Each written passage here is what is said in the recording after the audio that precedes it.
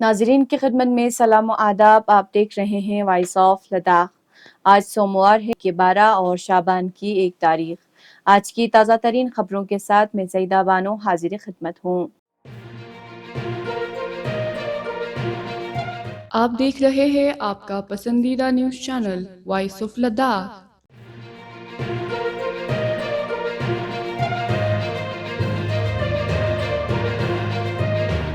اسلامی انقلاب کی 45ویں سالگرہ کے موقع پر ضلع کرگل میں بڑی پیمانے پر تقریبات کا اہتمام کیا گیا۔ ضلع ہیڈ کوارٹر پر سب سے بڑا تقریب امام خمینی میموریل ٹرسٹ کے اہتمام سے کیا گیا، جن میں ہزاروں کی تعداد میں مرد و خواتین نے شرکت کر کے انقلاب اسلامی کے ساتھ وابستگی کا اظہار کیا۔ صبح 10 بجے ضلع کرگل کے اطراف و اکناف سے لوگ کرگل شہر پہنچے اور زینبیہ چوک سے باضابطہ ریلیوں کی صورت میں شہر کے مرکزی بازار سے گزرتے ہوئے حسینی پارک میں جمع ہوئے، جو ایک بڑی عظیم الشان اجتماع میں تبدیل ہوا، جہاں چیئرمین امام خمینی میموریل ٹرسٹ شیخ صادق رجائی اور الحاج اصغر علی کربلائی نے خطاب کیا۔ مردوں کے ریلیوں کے ساتھ ساتھ خواتین نے بھی زینبیہ ویمن ویلفیئر سوسائٹی کے اہتمام سے ریلیاں نکالی، جن میں ہزاروں کی تعداد میں خواتین نے شرکت کی۔ ان ریلیوں میں شامل لوگ آیت اللہ خمینی رحمۃ اللہ علیہ، رہبر معظم آیت اللہ خامنائی اور اسلامی انقلاب کی شان میں انقلابی ترانے کے ساتھ ساتھ امریکہ، اسرائیل اور عالمی استکبار کے خلاف نعرے لگا رہے تھے۔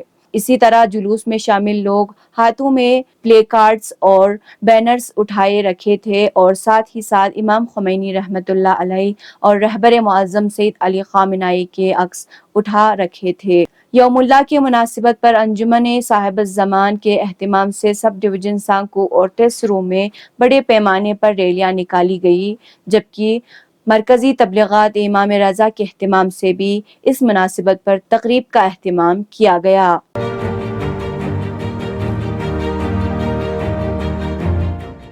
چیئرمین اور chief executive councillor LHDC Kargil doctor Mohammad Jafar Akhoon نے زوجیلا پاس پر گاڑیوں کی آمد و رفت دوبارہ شروع کرنے کے لیے تمام متعلقہ اسٹیک ہولڈر کا شکریہ ادا کیا۔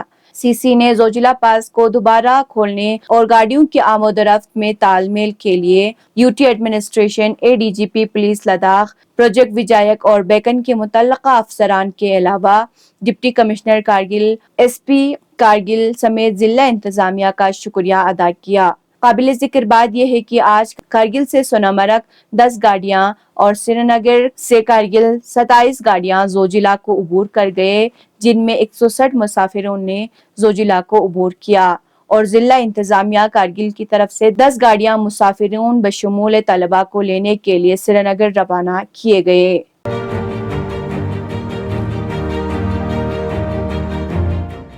یونین پبلک سروس کمیشن نے کرگل میں سول سروس امتحانات کے لیے ایک امتحانی مرکز کے قیام کو منظوری دے دی ہے، جس سے امیدواروں کو سول سروس پریلیمنری امتحان 2024 میں شرکت کرنے میں مدد ملے گی۔ سول سروس پریلیمنری امتحان بشمول Indian forest service, national defence academy اور نیول اکیڈمی امتحانات اور کمبائنڈ ڈیفنس سروس امتحانات اب لداخ کے 2 مرکز لیہ اور کرگل میں منعقد کیے جائیں گے۔ اس کے علاوہ UPSC لیہ اور کرگل میں سینٹرل آرمڈ پولیس فورس کا امتحان بھی منعقد کرے گا۔ UPSC کے مطابق اس سال مئی میں کرگل سے سول سروس کے امتحانات کے لیے 480 سے زائد امیدواروں کی درخواست موصول ہوئی ہے۔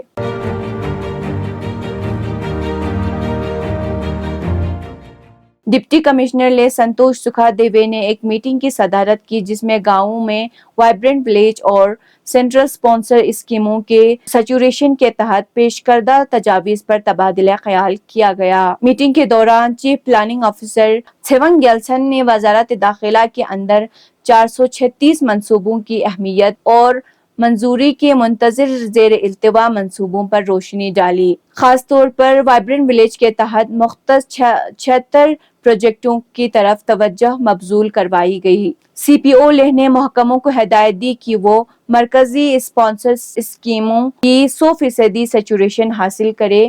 مزید برآں محکموں کو ہدایت دی کہ وہ وائبرنٹ ولیج کے اندر تمام اہل لوگوں کی شمولیت کو یقینی بنائے۔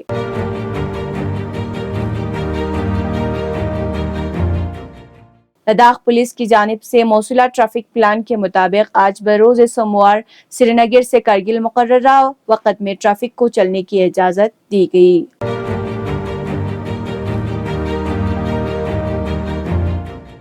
گزشتہ 24 گھنٹوں کے دوران کرگل میں درجہ حرارت -13.2 ڈگری سینٹی گریڈ ریکارڈ کیا گیا۔ اسی طرح لیہ ضلع میں درجہ حرارت -12.2 ڈگری سینٹی گریڈ جبکہ زنسکار میں -24.5 ڈگری سینٹی گریڈ ریکارڈ کیا گیا۔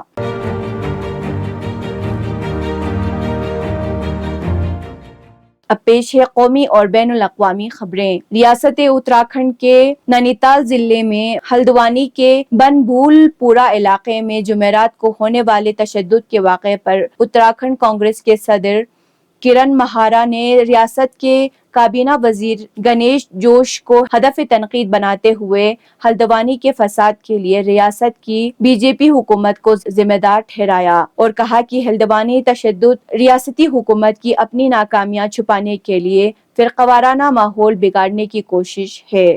انہوں نے کہا کہ بی جے پی کے ملک میں فرقہ وارانہ ماحول کو خراب کرنے کی تاریخ رہی ہے اور یہی کام کر کے بی جے پی اتراکھنڈ کے پرامن ماحول کو خراب کر رہی ہے۔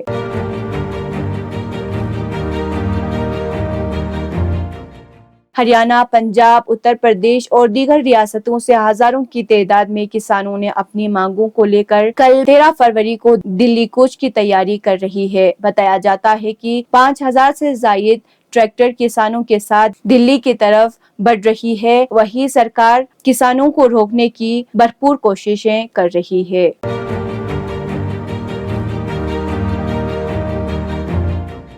پاکستان کے الیکشن کمیشن کے مطابق پاکستان تحریک انصاف کی حمایت یافتہ آزاد امیدوار اب تک قومی اسمبلی کی 93 نشستیں جیتنے میں کامیاب ہوئے ہیں جبکہ پاکستان مسلم لیگ کو 74 نشستوں پر کامیابی ملی ہے۔ پاکستان پیپلز پارٹی ملک بھر میں اب تک 54 قومی اسمبلی کی نشستوں پر کامیاب حاصل کر چکی ہے جبکہ متحدہ قومی موومنٹس پاکستان 17 نشستیں جیت چکی ہے۔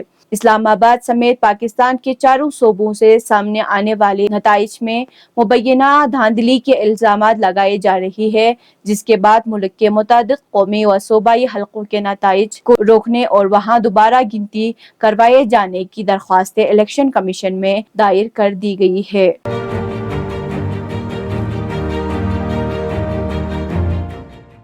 رپورٹ کے مطابق صہیونی اخبار حارث نے اعلان کیا ہے کہ ہزاروں صہیونیوں نے نیتن یاہو کی رہائش گاہ کے اطراف میں جمع ہو کر حماس کے ساتھ قیدیوں کے تبادلے کے لیے فوری سمجھوتے پر دستخط کا مطالبہ کیا۔ مظاہرین نے اس طرح قبل از وقت انتخابات کا بھی مطالبہ کیا۔ مظاہرین نے آخرکار تشدد کی شکل اختیار کر لی اور تل ابیب کی پولیس فورسز نے مظاہرین پر حملے کر کے مظاہرین کو زد و کوب کر دیا اور بعض کو صہیونی پولیس نے گرفتار کر لیا۔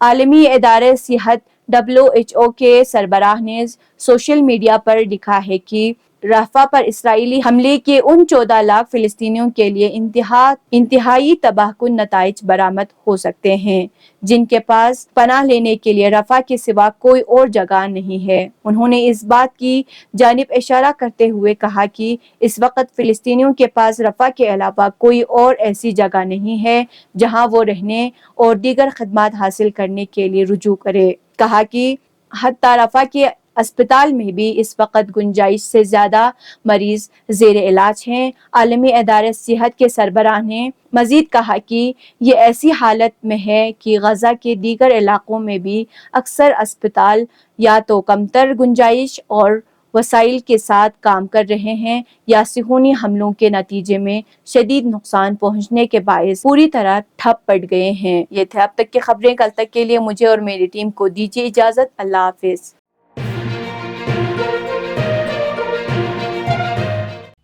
مقامی، قومی اور بین الاقوامی خبروں سے باخبر رہنے کے لیے چینل کو لائک، شیئر اور سبسکرائب کریں، ساتھ ہی بیل آئیکن دبانا نہ بھولیں۔